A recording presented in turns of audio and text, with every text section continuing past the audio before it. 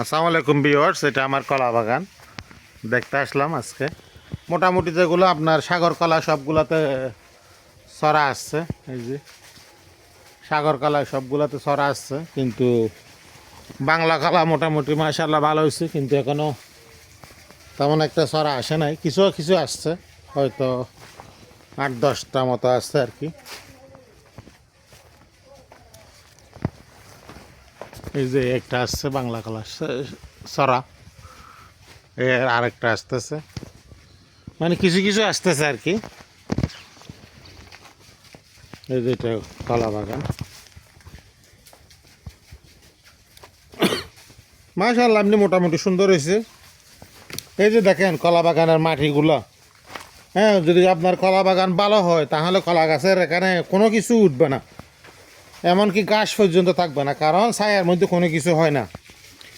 তো অনেক জায়গায় ভিডিওতে দেখি কলা বাগানের মধ্যে আদা শ্বাস, বস্তায় আদা শ্বাস, এটা সেটা। আসলে যারা প্রকৃত কৃষক তারাই বলতে পারবে ছায়ার মধ্যে কোনো কিছু হয় কি না।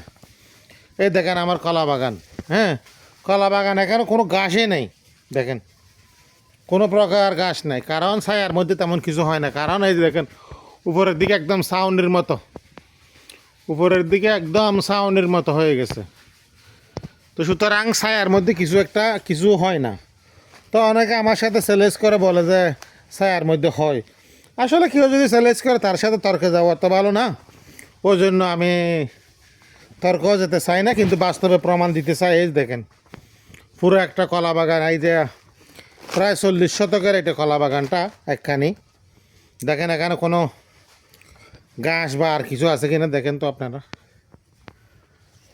দেখেন শুধু কলা বাগানে কলাগুলোই আছে।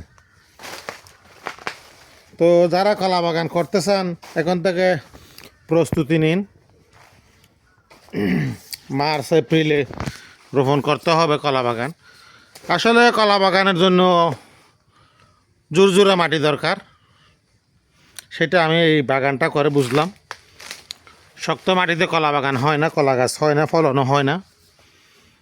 কলা বাগানে প্রথমে বড় ট্র্যাক্টর দিয়ে যদি সাজ দিতে পারেন সবচাইতে উত্তম। বড় ট্র্যাক্টর দিয়ে সাজ দেওয়ার পরে আপনার গোবর বা ফার্মের লিটার, জৈব সার, এটা সেটা দিয়ে রাখলেন, হ্যাঁ, 2-4 দিন পর করে আরেকবার সাজ দিলেন।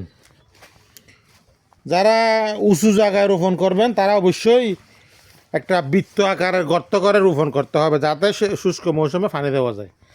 আর যারা একটু নিচু জমিতে রোপণ করবেন তারা সুর করে এই রোপণ করবেন, যাতে গ্রীষ্মকালে আপনি পানি সেচ দিতে পারেন দমকল দিয়ে বা কোনো মোটর দিয়ে।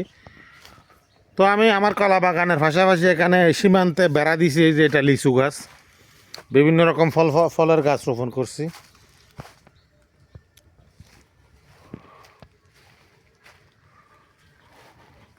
তো যারা কলা বাগান করতে চান তারা আমার কাছ থেকে চারা নিতে পারবেন, কিন্তু এখন না, আমার এখন কলার চারা দেওয়া সম্ভব না, কারণ এখন চারা দিলে আমার ওই কলার মাদার গাছগুলো ক্ষতিগ্রস্ত হয়ে যাবে।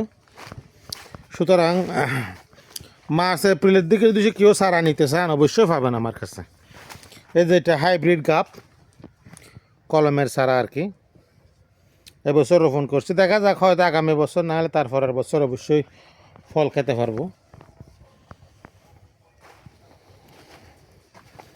আসলে কলা বাগানে পানিটা খুবই জরুরি। এখন যদি আমি পানি সেচ দিতে না পারি তাহলে আমার কলার মোচা আসবে না। কলার মোচা আসলেও এটা একদম ছোট ছোট হবে এবং কলাগুলো হবে একদম চিকন চিকন। তো যাদের কলা গাছ আছে এখন একটু চেষ্টা করবেন, হ্যাঁ, পানি সেচ দেওয়ার জন্য। একদম না পারলে সপ্তাহে 1 দিন বা 2 দিন এরকম দিতে হবে। আমিও চেষ্টা করতেছি সপ্তাহে অন্তত 1 দিন দেওয়ার জন্য। ওই যে 2জন ছেলে রাখছি, এদের কাজ হলো এখন প্রতিদিন কলা বাগানে পানি দেবো, এই আর কি আছি মোটামুটি। দোয়া করবেন সবাই যাতে কলা বাগানটা সুস্থভাবে আমি বিক্রি করতে পারি।